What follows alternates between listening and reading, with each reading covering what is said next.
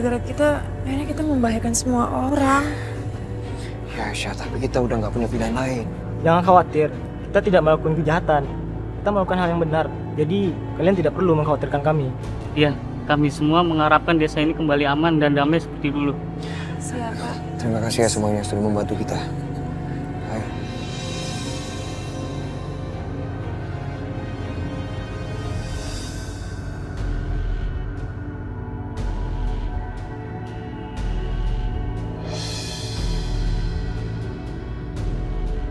Kenapa berhenti, Mas? Di sana ada anak buah kakak kamu. Ya Allah, sini gimana? Tenang, jangan panik. Kalian ngumpet di sana aja. Makasih Pak ya.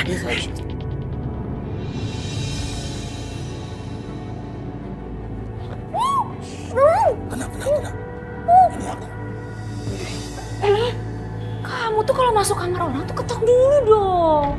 Tenang aja dulu. Ada yang penting yang harus kita omongin. Mas, tapi tadi nggak ada yang lihat kamu masuk ke kamar aku kan? Ada hal-hal yang lebih penting yang harus kita bicarakan daripada sekedar ketahuan sama mertua kamu itu. Masalah? Masalah apa lagi sih? Mas, cepat atau lambat restu sama Aisyah itu pasti akan ditemukan. Nah, saat mereka ketemu tuh ya. Ini soal Ranti. Dia masih hidup. Hah? Ranti masih hidup? Kok bisa? Dia di mana? Tadi, pas kita lagi cari Aisyah, kita malah nemuin Ranti di semak-semak. Dia pingsan, dia masih hidup. Terus, kenapa nggak kamu habisin aja dia sekalian? Nggak semudah itu, kan ada Bisma di sana. Dia pasti akan melawannya habis-habisan. Terus dia di mana sekarang? Di jalan, Bisma membawa dia ke rumah sakit. Enggak, Mas. Pokoknya Ranti nggak boleh hidup. Dia harus mati bersama rahasia itu. Ayo udah mendingan sekarang kita pergi ke sana aja. Kita habisin dia bareng-bareng, ayo. Pelan dong suara kamu dengan orang. Nggak semudah itu adikku. Aku nggak mau orang-orang curiga. Dan seharian tadi Bisma terus-menerus mencoba mengulik Arif. Bahwa ini semua hanya rencana kita berdua. Sandiwara kita berdua. Artinya apa? Kamu harus melaksanakan semua ini sendiri. Kita berangkat sekarang. 2 jam lagi. Kita ketemu lagi nanti.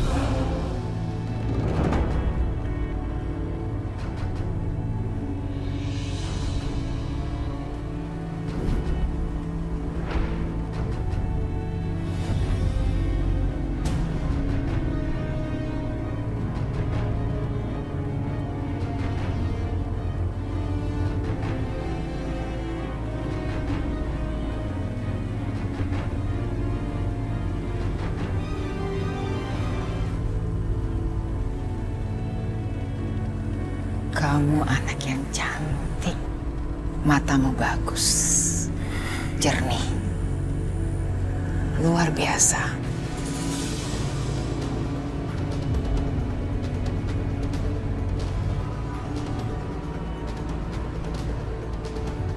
Ibu!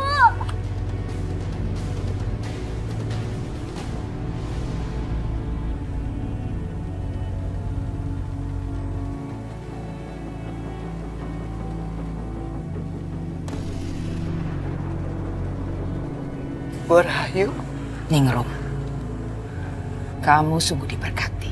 Punya anak-anak yang cantik dan tampan. Cucumu juga sungguh cantik. Pasti kamu akan sedih kalau sampai terjadi sesuatu pada mereka.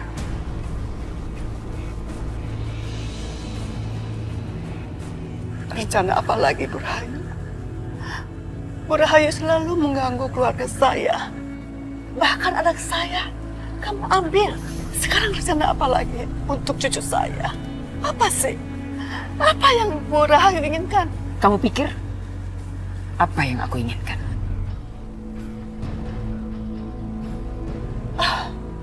Baik.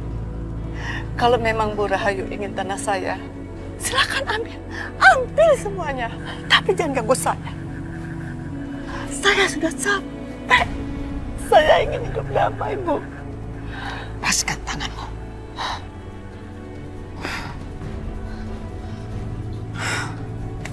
Stop. Kamu pikir selama ini saya tidak ingin ada kedamaian di antara keluarga kita? Kedua anakmu yang bikin ulah. Sampai anakku harus jadi korban. Kamu ingat kan? Kamu pernah Merasakan bagaimana ditinggalkan anakmu untuk selama-lamanya. Merasakan bagaimana anak yang kamu lahirkan, kamu kubur di dalam tanah. Aku sudah pernah merasakan itu semua. Dan anakku mati akibat ulah anakmu.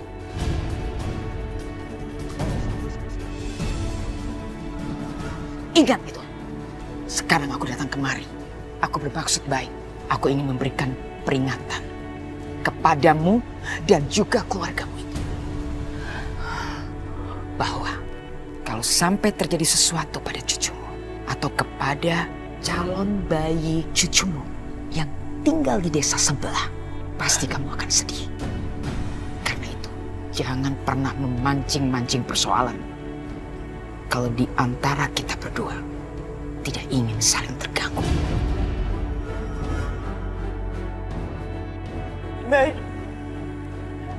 saya akan beritahu kepada keluarga saya supaya takut sama Bu Rahayu. Dan memang seharusnya kami takut sama Bu Rahayu, ibu yang membakar kekasih anaknya. Bahkan anak perempuannya terkurung di dalam rumahnya sendiri. Dan memang kami harus takut kepada Bu Rahayu, seorang ibu yang tega memburu anaknya seperti binatang yang lepas dari kandangnya. Jadi sekarang pulanglah Bu Rahayu. Apa yang Anda inginkan sudah kamu dapatkan kan?